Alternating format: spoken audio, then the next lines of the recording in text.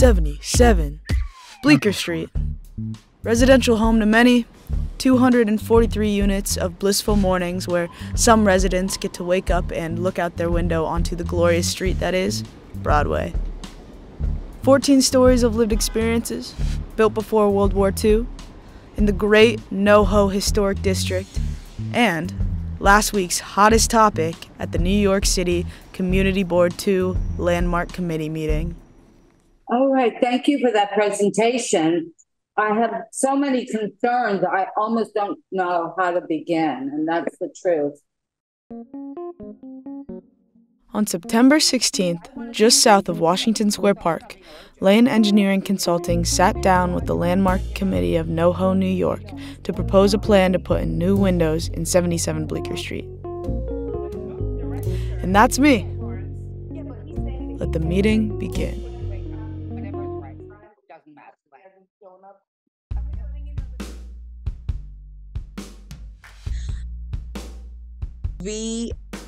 It involves preparation of master plan for replacement of windows with Northern 1600 series casement. These are the historic photos. So we have been asked by the landmarks to install double hung 1/1 and 2/2 double hung windows to match the historic conditions. With the existing window opening sizes, it ranges from 8 feet wide to approximately 14 feet in height. The double hung windows will have to be customized weight and chain wood double hungs. We picked Northern because they have a fairly slim frame for a casement window, yet still meet the energy code.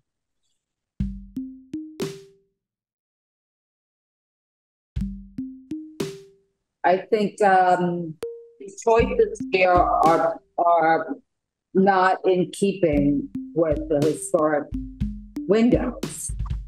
And if there was some way you could get back to a double hung window or 2/2 or something with a very simple mechanism, the casements make a huge impression on a facade.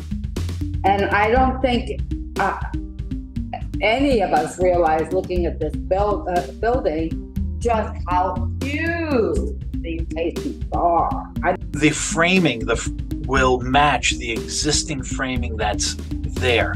We will have the same transoms, we'll have the same meeting. You're missing my point. You're missing my point completely, because that is not the issue. I mean, people open windows. Are these opening out or in? Outswing.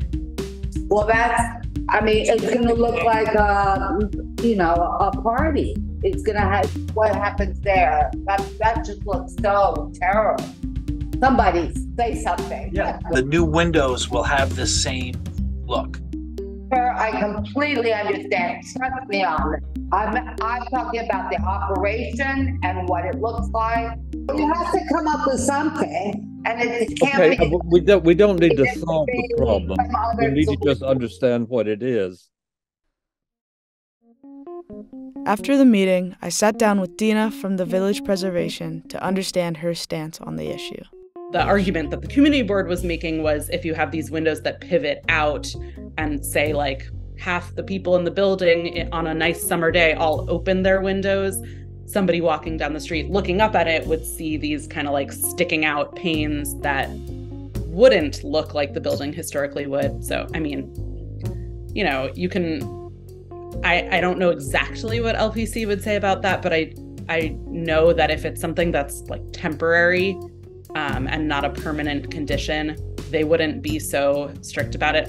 I think it got a little bit kind of heated in an unnecessary way in the community board meeting, because like at the end of the day, if the windows are closed and they look good, like let the people open their windows when it's hot out. Like that just seemed a little bit ridiculous to me, but I again don't know like all the ins and outs of what different options there are for the energy efficient ones. The issue at hand is that the community board's request for windows that keep the historic integrity of the building is simply way too expensive, on top of the fact that it doesn't meet the New York Energy Code. All right, from what I know of the history, there was a fire in this building in the 1970s. 79. Yeah, I remember. And It wasn't a historic district at that time. This 77 Bleecker situation is like, it's unusual. In this case, I don't know if luckily is the right word, but just what's happening is that the existing windows also here are not the historic windows. What I didn't realize was that the windows being replaced are replacing something that does not hold historic value. It is simply a facade.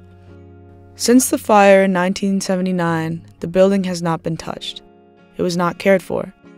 The developer at the time decided it was in their best interest to shove a rectangular piece of glass into the elegance and history of the curved window. NoHo became a historic district in 1999, hence the lack of advocacy. There's no doubt that these 44-year-old windows need to be replaced.